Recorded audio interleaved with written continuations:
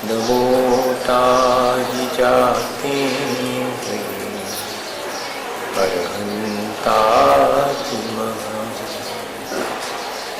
जो विद्यादि सागर सुधी, जो विद्यादि सागर सुधी गुरु हैं हितैषी, शुद्धात्म में निरत नित्य हितोपदेशी,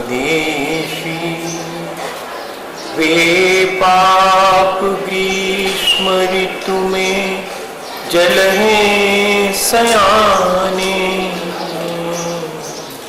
पूजून है सतत केवल ज्ञान पाने, पूजून है सतत केवल ज्ञान पाने। बोले भगवान महावीर स्वामी की, 10 लक्षण पर्व की, आचार्य गुरु और विद्यासागर मुनि महाराज की।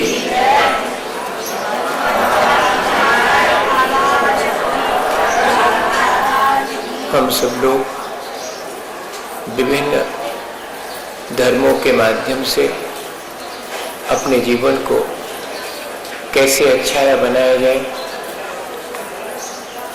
इस बात पर विचार कर रहे हैं। आचार्य भगवंतों ने हमें उपदेश दिया है कि परद्रव्यों के प्रति जो अपने अंतरंग में मोह का भाव है, उसका त्याग करना और संसार शरीर और भोगों के प्रति उदासीन होकर के जीवन व्यतीत करना, जिससे कि हमारे जीवन में त्याग धर्म प्रकट हो गए। वास्तव में जो पर पदार्थ है जिनका हमने ग्रहण कर लिया है, वो हमारा मोह है, हमारी अज्ञानता है। जैसे जैसे हमें अपने स्वरूप की वास्तविकता का बोध होता है, सच्चे देवगुरु शास्त्र के प्रति श्रद्धा होती है, हमारे मन में, हमारी दृष्टि में संसार शरीर और भोगों की वास्तविकता का भान होता है, और हम संसार शरीर और भोगों का उपयोग करते हुए भी उसमें रचते पचते नहीं है, क्योंकि हमें जो वास्तविक आत्मा का स्वरूप है उसका भान हो गया। किसी व्यक्ति को वास्तविक संपत्ति और पूंजी का यदि बोध हो जाए, किसी को सच्चे हीरे का ज्ञान हो जाए, तो भैया पत्थर को पॉकेट में भर करके काहे को घूमेगा, वो तो उन सब को व्यर्थ मान करके फेंकने को, छोड़ने को उत्सुक होगा। ऐसे ही जब हमें वास्तविकता का बोध हो जाता है तो चीजें हमें व्यर्थ मालूम पड़ने लगती हैं, और परद्रव्यों के प्रति हमारी आसक्ति धीरे धीरे घट जाती है। हम उन सब के प्रति उदासीन भाव रख करके अपना जीवन व्यतीत करते हैं। एक राज्य में आक्रमण हुआ, दूसरे राजा के द्वारा वह राज्य जीत लिया गया। राजा ने घोषणा की कि भाई, वैसे तो हमने राज्य जीत लिया है, सो हम खजाना भी लूट सकते थे और लोगों को भी परेशान कर सकते थे, लेकिन हमने ऐसा विचार किया है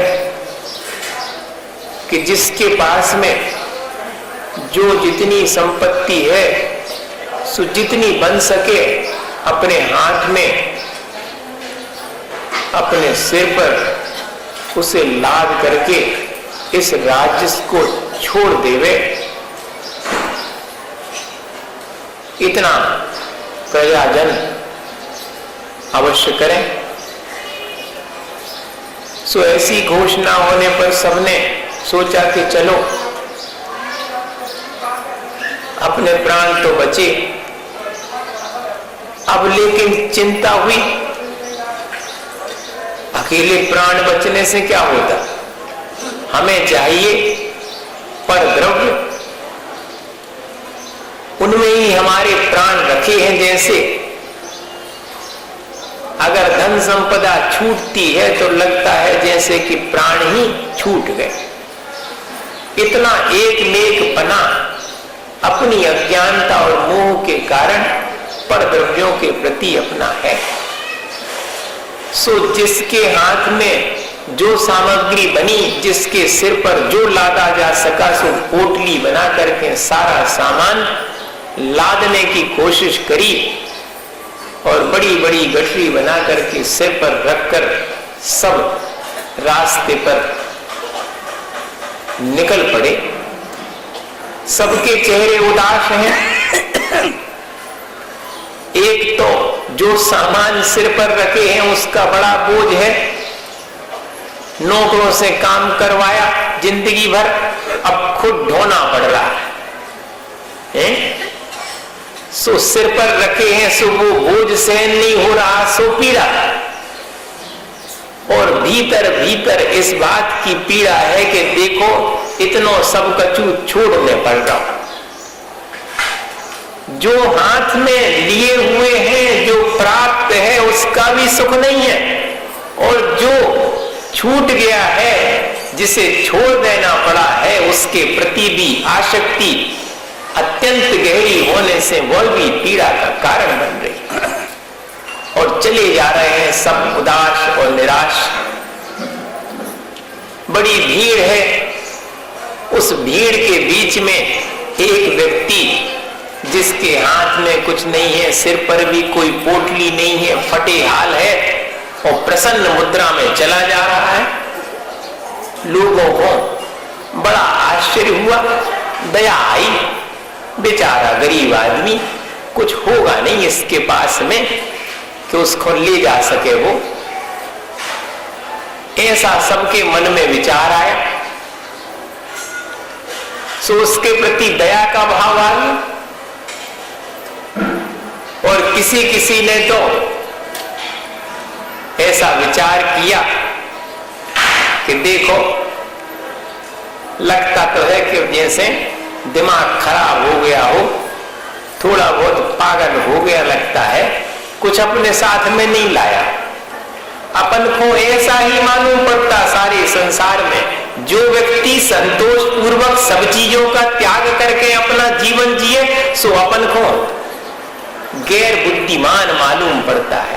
संपत्तिमान अपन को बुद्धिमान मालूम पड़ता, जो जितना जोड़ के रखे सो वो उतना बुद्धिमान मालूम पड़ेगा, उतना बड़ा मालूम पड़ेगा। और जिसने सब चीजों का त्याग कर दिया और संतोष पूर्वक अपना गृहस्थ जीवन बिता रहा है, ज्यादा आसक्ति नहीं है, थोड़े में काम चलाता है, सो अपन को मालूम पड़ता कि बहुत बैकवर्ड है, ना समझ है। या फिर बड़ी दया आती है कि बेचारों अपने कर्मों से बड़ो परेशान है, कछु है ही नहीं है ये के पास, ऐसा लगेगा।